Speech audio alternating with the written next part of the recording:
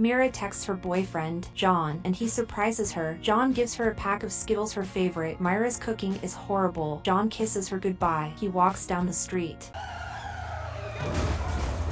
and Mira runs off. 2 years later, Mira lives with her parents. She gets voicemails from Susie, her sister, checking in on her. Mom and Dad want their house back. Mira unveils her car. It still smells like John. She leaves her parents and drives into town to meet Susie. Rob wakes up to a barrage of texts. A girl posted him on their Instagram, and she rushes to work and suggests a podcast about news, but he is shut down. They are going to use Celine Dion and make commercials. Mira and Susie play Scrabble in a bar. Susie thinks a guy likes her. They start to decode the cryptic winky smile. The chef named a burger after her, and he supports her and the time she will need for it to pass. Rob is harassed by his coworkers, and he is forced to get a new work phone. Rob doesn't want to go on any more dates or dating sites. They just rip his heart out. Mira had a lot of John's stuff. She didn't open it for years. She finds his shirt and wears it, and she finds out he had a ring that he was never able to give to her, and they cry together. Mira pours 2 glasses of wine, one for John. Rob watches the NBA. Mira texts John's old phone, and there is a blackout. A blackout for Rob too. He gets the text from Mira. Rob has John's old phone. Mira tries to publish a child's book, but it is too sad. If she doesn't fix her act, Molly will lose her scholarship. Rob is studying Celine Dion's book. He doesn't know who keeps texting him. He asks to talk to Susie, the person who gave him the phone. She informs him that it is a scam texter. They are luring him to get his credit card. Rob interviews Celine and gets harassed by the texts during the interview. Susie forces Mira to go on a date with a guy from Bumble. Rob finds out the texter is going to a bar, so he decides to go there. His coworker follows. He assumes it might be Mira, but he is not so sure. Mira meets with Nick Jonas, and they leave and start making out in a cab. She gets angry because Nick thought they were going to have consensual pleasure at her place. Rob interviews Celine. He admits he is falling in love with someone he doesn't know, and he is advised to follow his heart and pursue the texter. She takes a break from texting, and Rob waits day and night for the texter to start texting again. He receives a quote from a play, and he decides to go see the play. Afterwards, he runs into Mira and talks about how hopeful the play is and gets her number. Rob does research and finds out he has her dead boyfriend's number. His coworkers tell Rob he needs to tell Mira that he has her dead boyfriend's number. He gets a call from Mira, and they arrange to get together for dinner. Do you eat? He just asked me if I eat. Rob arrives later to the date. He decides not to tell her about the dead boyfriend's number. Mira explains that she has a ring because her boyfriend died before he could give the ring. Rob explains that her fiancé canceled A week before the wedding. They slow dance to music and talk all night. They decide to meet up again, but at Mira's place. They eat cereal, and they talk about John and how she still misses him. Rob talks about basketball, and Mira falls asleep, and he carries her to bed. He decides to sleep on the couch, but he gets interrupted by someone. Hello?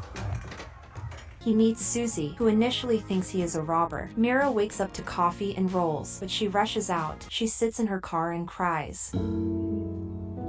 Rob asks Celine for help, and he tells her about how she writes children's books. Celine calls Mira. Hi, this is Celine Dion. Sure, and I'm Mariah Carey. And meets with her. She wants Mira to do the art for her tour poster. Mira apologizes, and they decide to illegally drink alcohol in public. They decide to play basketball, and Rob has a disgusting finisher. They start making out and sleep with each other. Rob goes to shower, but Mira finds out he has the number of her dead boyfriend. She tells him to never contact her again. Looks like Mo has found himself a lady. The chef tells Mira that he got inspired when he saw her with the Rob guy. His co-workers believe he should have told her about the dead boyfriend at the start. Excuse me, I'd like to get to know you, but I keep getting these text messages. You write your dead boyfriend. Rob can't reach her or call her. He realizes something and rushes off. Susie receives a newspaper with texts from Mira. People read the news article and are moved, and his co-workers cry. Rob's boss screams at him so people don't start writing about their personal lives. But in actuality, he liked the piece and is letting Rob start his podcast on the news. Now get out!